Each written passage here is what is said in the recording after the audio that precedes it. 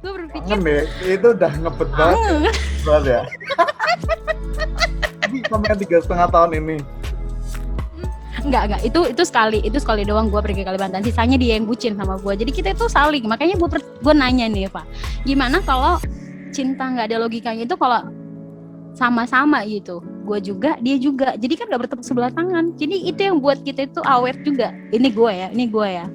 Kalau dia cuma satu, kalau cuma gue doang, itu bisa berakhir di toxic relationship sih. Karena gue doang yang berjuang istilahnya gitu.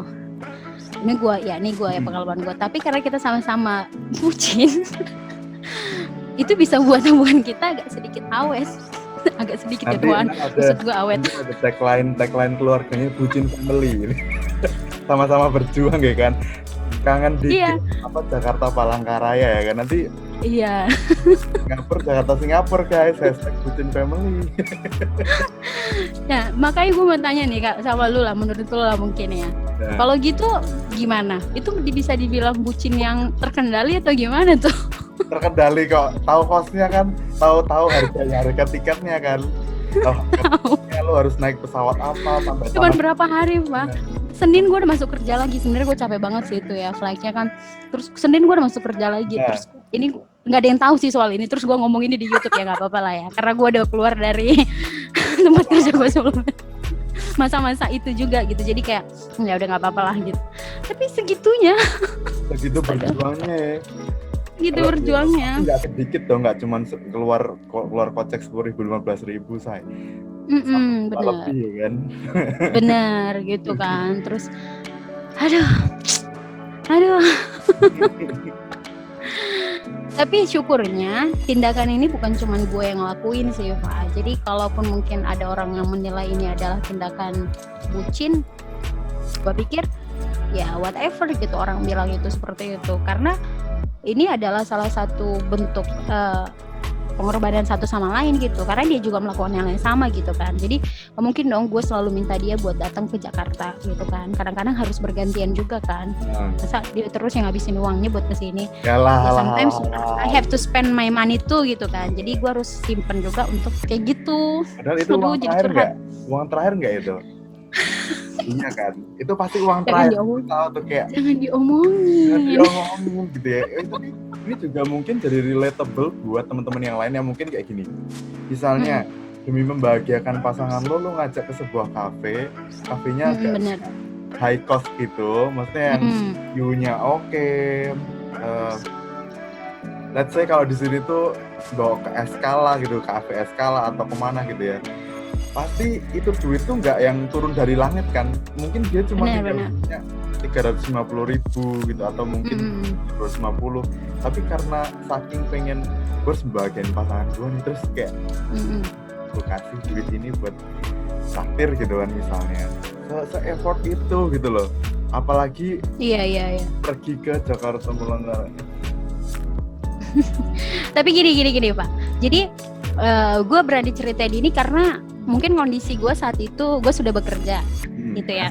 Gue sudah bekerja, gue punya penghasilan sendiri dan gue juga menyimpan untuk maksudnya gini, kita nggak ngedate setiap hari Sabtu Minggu gitu kan, bukan yang ketemu setiap, mungkin ini cerita soal LDR ya, nanti teman-teman mungkin kita akan cerita soal LDR ya.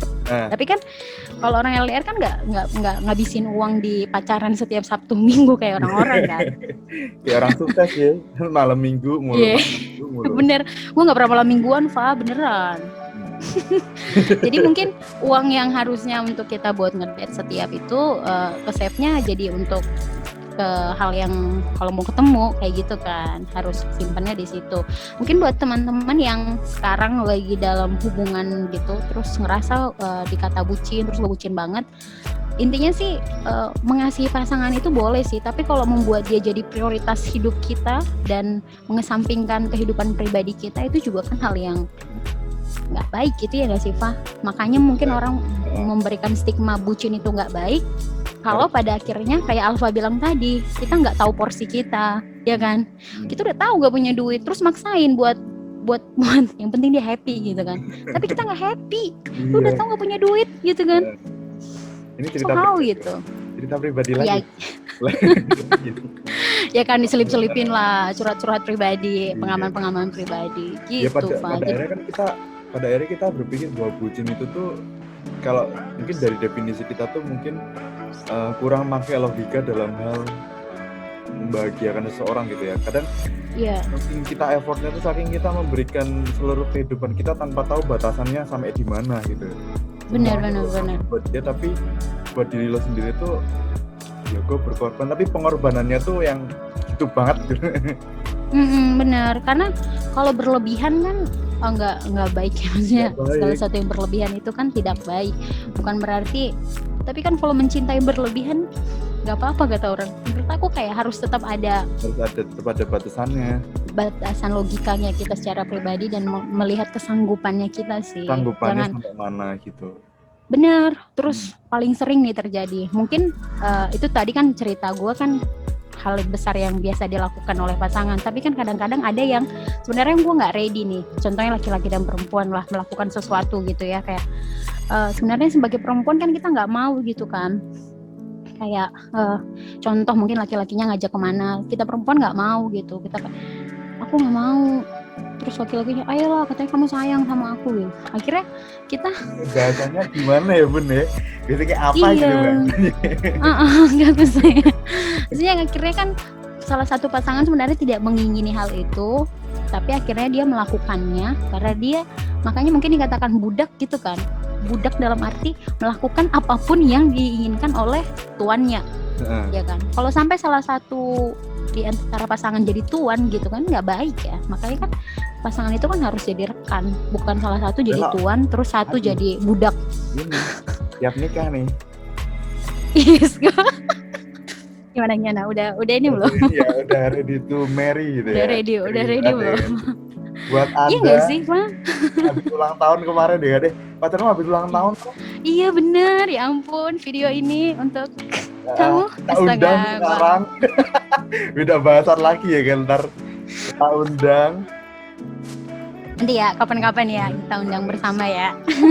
Kita bicarain tentang planning pernikahan gitu. Iya, soalnya gue ngomongin dia mulu ya, astaga. Mulai ngomongin mantan sama ngomongin pasangan mulu nih. Sama ngomong.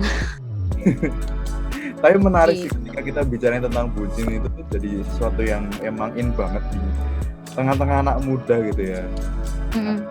Dan itu tuh jadi suatu hal yang wajar banget. Bahkan di usia yang kayak 12 tahun, 13 tahun tuh mereka udah yang kayak kenal istilah bucin gitu, istilah bucin. Iya bener.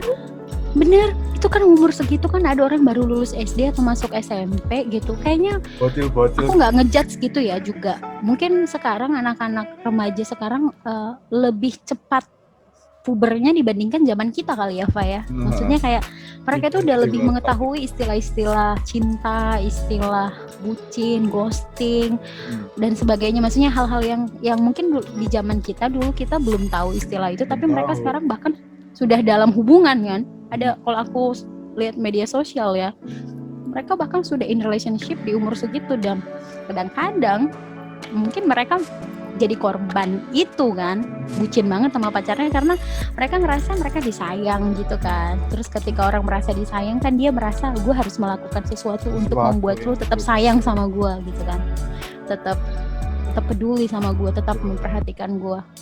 Tapi anak-anak muda kita harus mengasihi diri kita juga, maksudnya kayak jangan sampai over menurut aku tuh. Iya gitu. Kalau kamu rasa kamu memang tidak bisa melakukannya, tidak mampu dan tidak ingin melakukannya, say no gitu.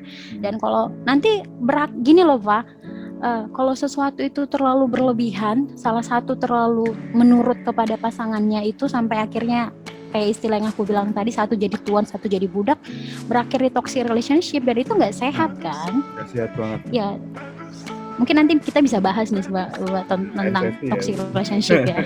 Iya.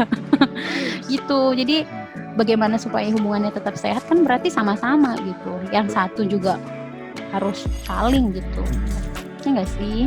Tapi aku juga lihat kayak di Instagram pun tuh sekarang mungkin karena mereka juga terpengaruh dengan adanya Instagram. Mereka bisa lihat teman-temannya udah punya pacar atau mungkin udah dibawa ke kafe kayak gitu kan, mungkin mereka jadi terpengaruh, jadinya adalah ujung-ujungnya adalah gue pengen kayak dia, gue harus kayak dia gitu kan. Gue nggak boleh kalah gitu, nggak boleh kalah, dan ujung-ujungnya ya udah akhirnya pacaran. Terus saking overnya ya kita nggak amit-amit, kita nggak bisa bilang kalau misalnya pada akhirnya kalau misalnya konsepnya adalah tuan dan hamba. Kalau si tuan ini terlalu mendominasi dan si hamba ini seolah menjadi tertekan, pasti hamba ini akan ngasih semua yang ada di dirinya, yang ujung-ujungnya amit-amit free sex maybe. Iya, benar. Ada tren loh sekarang, Fa. Boleh nggak gue ceritain? Jadi kayak berapa hari yang lalu kan gue lihat tren di TikTok gitu kan. Terus I'm sorry I have to say this gitu ya teman-teman. Jadi ada mungkin buat teman-teman muda yang menonton ini gitu ya. Pecinta TikTok. Jadi pecinta TikTok mungkin kalian kalau tahu tren ini, gue lupa lagunya, tapi di ada sound gitu yang ini kayak challenge atau mungkin lagi nge-hype atau gimana. I don't know about this before, kayak cuman waktu gue buka soundnya, karena ada orang yang react gitu loh, reaction, terus dia bilang buat anak-anak muda yang pakai sound ini, why you have to do this gini, kenapa kalian lakukan ini. Jadi di sound itu ceweknya disuruh di chat gini ya, pasangan ya, I'm sorry, yang mulai dia bilang, sayang kamu boleh nggak foto kayak gini. Jadi cowoknya itu kirim link TikTok gitu, ini lagi ini tren kayak gini, jadi foto ditunjukin, sorry tali BH-nya gitu ya kan. Terus beneran cuman tali BH-nya doang sih, I'm sorry I have to say this gitu ya. Jadi teman-teman, terus ceweknya ngirimin gitu, terus itu ternyata jadi tren loh Alfa, kayak banyak anak-anak muda FYP pasti. Iya, FYP gitu. Ntar I don't know gitu. Terus banyak ternyata anak-anak muda yang lain, I'm sorry, gue nggak tahu mereka muda atau apapun, tapi kalau gue lihat dari akunnya yes gitu kan, yang akhirnya melakukan itu. Ya sebenarnya mereka nggak, ya mungkin mereka bukan foto full body dan sebagainya macam gitu kan, tapi itu kan salah satu hal yang why you have to do this gitu, please anak muda gitu. Mereka lakuin itu ya mungkin awalnya cuman buat happy, having fun, atau mungkin buat ya namanya juga ini lagi viral, lagi in banget gitu kan. Tapi kan kita perlu tahu juga kan